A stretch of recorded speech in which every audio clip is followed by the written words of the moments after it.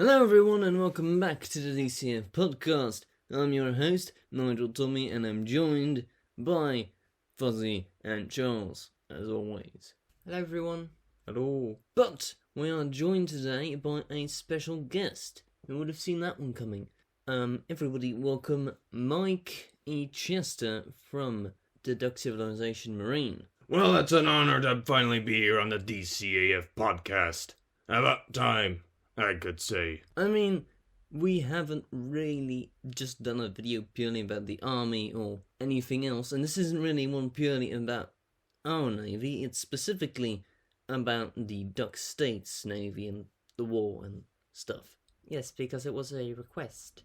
And we brought you along because, well, you know quite a lot about the Navy, and your family is originally from the Duck States, correct? Yeah, my folks originally came from the Duck States. They moved to Ducktroid just as many other people did when the Duck States was evacuated at the end of the war. Well, let's not get ahead of ourselves. Let's start at the start. What was the situation in the Duck States like before they went to war? Well, it was great. We had a beautiful country and an even more beautiful navy. In fact, we had the greatest in the world. At least so we thought. We were aware that Duckmany had ships, but we didn't know what we were up against. And in my opinion, our navy was better. It's just that we were unprepared. Right, so to give everyone a bit of an idea, what kind of ships did the Duck States have? Well, many of them have been lost, so I don't know exactly all the types. But one of the most prominent was, just like here, we had a fleet of a bunch of small ships which we called cents, because they were small and cheap. They were basically oversized gunboats. Yeah, so I've seen those, yeah, they're basically just these, well, yeah, tiny ships with just one massive turret. Were they effective? Well, they were great for reconnaissance because they were fast and, well, in a battle they were light. So if they got hit, they didn't survive usually, but they could easily dodge a lot of shots. I've heard that they could be quite annoying for Duckman crews. So basically they were like flies. Yes, that's a good analogy. They can't do much. It's just that they're really annoying and really hard to kill. But once you hit them once, they're dead. Right, but I'm assuming since the Duck States thought they could go up against the powerhouse of the Duckman Navy, they did have something more substantial. Well, our pride and joys were the pet line cruisers. There were only 3 of them ever built. They were our newest ships at the time. The first one was Pongo, our prototype. It faced off against the Scrap Mark and won. The Scrap Mark, that's the predecessor to the Duck Mark, correct? Yes. I heard about that. It was a very good day for the Duck States, I assume. From what I heard, it was. People were celebrating, because the Scrap Mark had been causing all sorts of havoc throughout the entire war up till then. Then, of course, came DSS Spook and DSS Athlete, the 2 ships that ended up going against the Scrap Mark. However, they didn't win. No, in fact, that was the end for DSS Spook. She was killed by the Scrap Mark. All the ships were part of the same line, they had the same hull, but they were all slightly different. Pongo had the least amount of armaments out of all of them. DSS Spook had the most amount of armaments, and DSS Athlete had the same amount of armaments as DSS Spook, only it replaced some of the cannons with anti-air guns, because Duckmany was starting to focus more on air attacks, which we really weren't prepared for. Did the Duck States even have an air force? It did. It wasn't very good, though. Figured as much. However, we were sort of able to fend off air attacks using anti-air, for a little bit at least. The Duck States hung on to trying to win for quite some time before finally kicking the bucket. I swear they definitely put up a good fight. Yes, it's not like as soon as they saw a Duckman ship they were like, oh well, better surrender. But right, surely there were more ships than just the Cents and the Pets, right? We had a few battleships of our own, just they were horribly outdated. And we also had a few other types of ships. However, those have all gone extinct, and not much info is left on them, due to a lot of their documents also being lost. Yeah, I assume there was a lot of things that were left behind during the evacuation of the Duck States. Yes, and it's a real shame. There were only a handful of ships that survived the war against Duckmany. Those being the SS Spock, a handful of cents, and one final ship that I have yet to mention. What ship was that? She didn't see any combat during the war, but she was a real dangerous ship back in her time, as she is really old and quite outdated, but she was stationed outside of the Duck States as defense. That being the SS Greg, our ironclad. Wait, excuse me, you had an ironclad? Yes, I don't know how to feel about that. It's interesting, that's for sure. she has a shit ton of guns and moves at a snail's pace, which is probably why she wasn't used in any attacks and was only left at home base as defense. Well, yeah, that makes sense. She was, in fact, the last thing to be evacuated from the Duck States. Even though everyone left at the same time, she was the last to arrive over here in the Duck Civilization. Well, what would become the Duck Civilization? Because everyone evacuated to Detroit.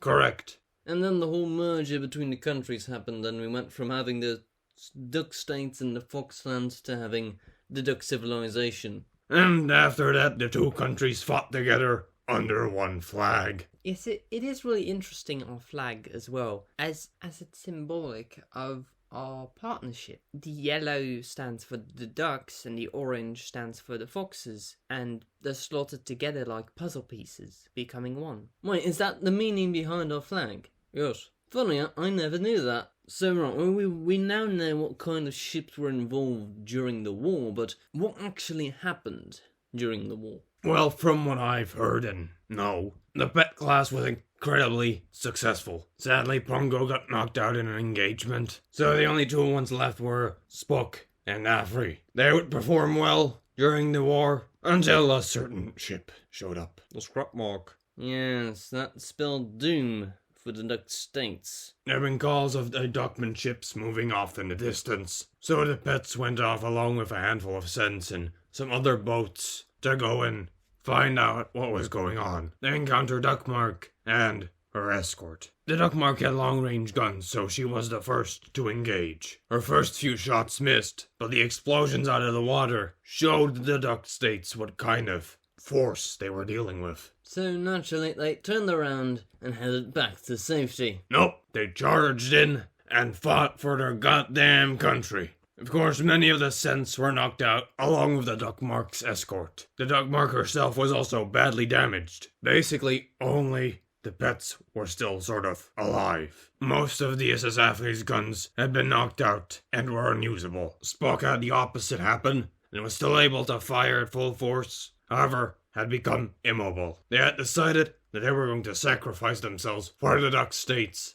and so the remaining ships that were still alive could retreat back to base and warn the Duck States of this new super weapon. But it was all in vain, as they never actually stopped the Duckmark. No, sorry, they fucked that up real nice. Yes, so that menace is still out on the water somewhere. However, thanks to Spock's valiant sacrifice, we do still have the last remaining member of the pet class in existence. Yes, she is now a proud member of the Duck Civilization Marine. I don't think you mentioned anything about this, Charles, but was the Navy actually used during the Desert War? No, it was mostly a land conflict with a bit of stuff happening in the air. I don't think anything happened on the naval side of things. You would be correct. I think that was mostly because Duckmany's Navy, even though they won, was still recovering from the war with the Duck States. And when they had finally recovered,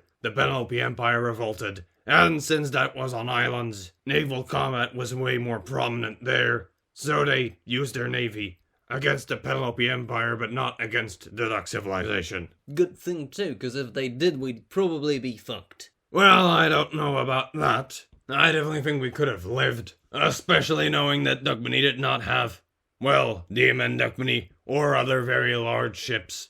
And Snowchester and its navy also didn't exist to help it. Well, yes, I guess that's a fair point. So, the only ones left from the Duck States are some Cents and DSS Afri. If I remember correctly, isn't Afri now like sort of memorial for the ones who died during the War of the Duck States? Yes, there's a there's a sign that has been bolted onto her with a list of names of people who died during the Duck States War. So I assume she won't be seeing any combat anytime soon. Well, I don't know about that. I would love to use her, especially if, we would win. It would be amazing for the Duck States to get some sort of revenge through some sort of naval engagement between DCAF and some sort of vessel from Duckmany. However, that's most likely not gonna happen. Yes, as I said, she's a memorial site. She's made for ducks, so not really the most effective. And also, she's starting to show her age.